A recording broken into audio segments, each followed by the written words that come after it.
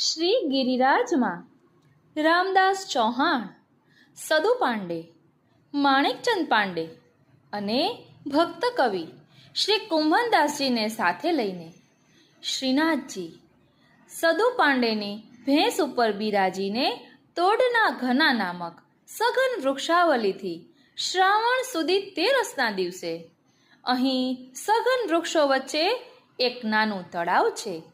ત્યાં ભેંસ ઉપર ગાદી બિછાવીને તેના ઉપર શ્રીનાથજી બિરાજમાન થયા. આ વનમાં કાંટા અને ગોખરું સારા પ્રમાણમાં હોવાથી ત્યાં આવનાર સર્વ વૈષ્ણવોના પગમાં કાંટા તથા ગોખરો વાગ્યા અને એમના ધોતી વગેરે કપડાં ફાટી ગયા.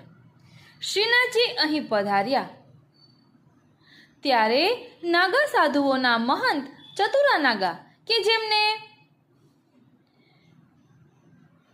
આપણે ચતુરા નાગા નામથી ઓળખીએ છીએ, આ સ્થળમાં તેઓ રહેતા હતા અને તપસ્યા કરતા હતા.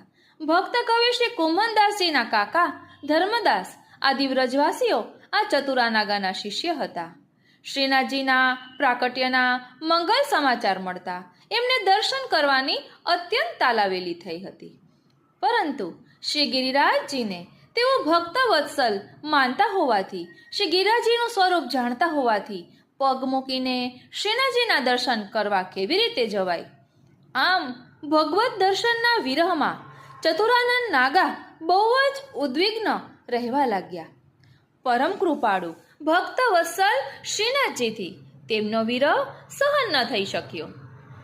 તેથી નિજ ભક્તને દર્શન અમૃતનું દાન કરવા માટે શ્રીનાથજી સ્વયં તેની પાસે પધાર્યા.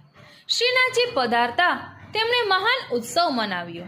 વનમાંથી તાજા કંટોલા વીણી લાવી તેનું શાક સિદ્ધ કર્યું અને શીરો બનાવી કંટોલાનું શાક અને શીરાનો શ્રીનાથજીને ભોગ ધર્યો.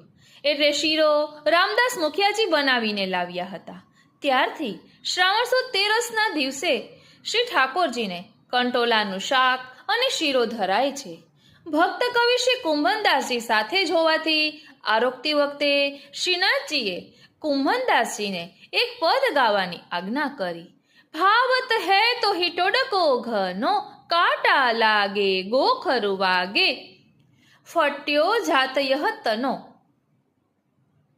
आवत जावत बेल निवारे, बैठत है तहाँ एक जनो, सीधे कहा लखरी को डर, छांडी दियो भोन अपनो, तब बूढ़त